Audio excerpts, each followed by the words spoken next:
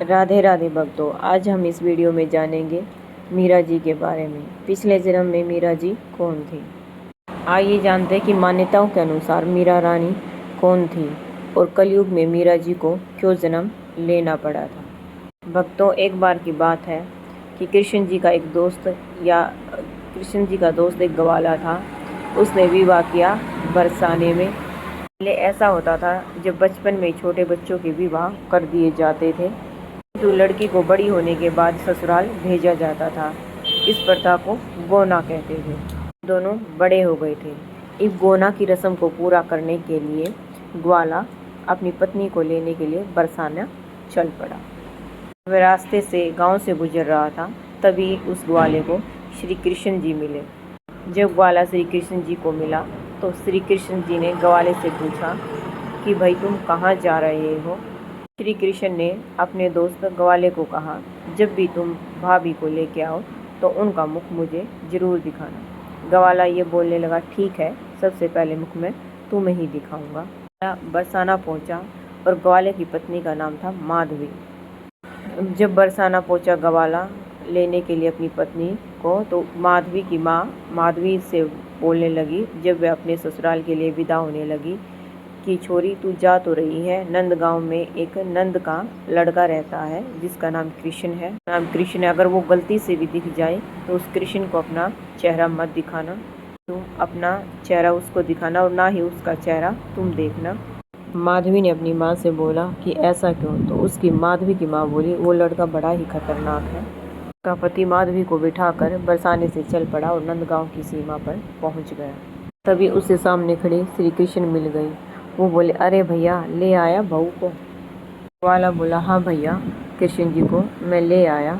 तो कृष्ण जी बोले, चलो अब ठीक है, मुझे इसका मुख दिखाओ। ग्वाला अपनी पत्नी से बोला, माधवी, तुम इसे अपना चेहरा दिखा दो, ये मेरा सखा कृष्ण है।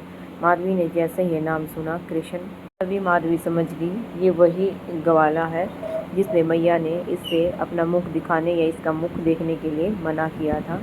इससे माधवी अपना मुख और ढक लेती है और पूरे शरीर को भी ढक लेती है, ताकि उसकी कहीं भी नज़र श्री कृष्ण की उन पर ना पड़ जाए। श्री कृष्ण ने कहा, अरे भाभी, मुख तो दिखाओ, घूंघट तो उठाओ। लेकिन भाभी ना ही तो घूंघट उठा रही थी, ना ही अपना मुख दिखा रही थी। कृष्ण ने अपने दोस्त ग्वाले से कहा, अरे भाभी, कानी है क्या? एक बार तो घूंघट उठाकर अपना मुख दिखाओ। लेकिन माधवी ने एक बार भी अपना मुख श्री कृष्ण को नहीं दिखाया। भगवान श्री कृष्ण गुस्से में बोले, ठीक है, आज से ना तो मैं तुम्हारा मुख देखूंगा और न ही अपना मुख मैं तुम्हें दिखाऊंगा। और श्री कृष्ण ऐसा कहकर वहाँ से चले गए।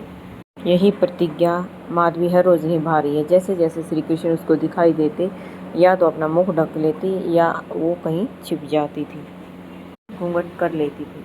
अभी श्री कृष्ण गैया चरा के शाम के वक्त नंदगांव लौटते तो क्या ग्वाला, क्या ग्वालिन, हर व्यक्ति श्री कृष्ण को देखने के लिए बाहर खड़े हो जाते थे, लेकिन माधवी उनको देखकर छिप जाती थी। माधवी अपनी माँ की प्रतिज्ञा निभा रही थी। फिर एक दिन क्या हुआ, श्री कृष्ण ने गोवर्धन पर्वत अपनी उंगली पर धारण किया। हर रोज बारिश तूफान जबरदस्त आ रहे थे। आंधी तूफान में कोई इधर भाग रहा था, कोई उधर भाग रहा था। इस भगदड़ में माधवी का घूंघट उठ गया और ऊपर उसने देखा कि एक हाथ जो गिरिराज पर्वत को एक उंगली पर संभाले हुए था। जैसे उसने हाथ और उंगली देखी तो वहीं की वहीं खड़ी हो गई। उसने देखा कि इतनी सुंदर उंगली हाथ किसका है।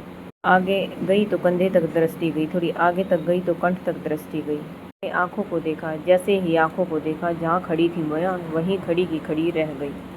मुंह खुला का खुला रह गया, न पलके झपका पा रही है, न कहीं हिल डुल रही है। श्री कृष्ण जी को देखकर एक सखी पास में खड़ी थी, वो माधवी को हिला रही, माधवी तू ऐसे क्यों खड़ी है, कुछ हिल डुल क्यों नहीं रही?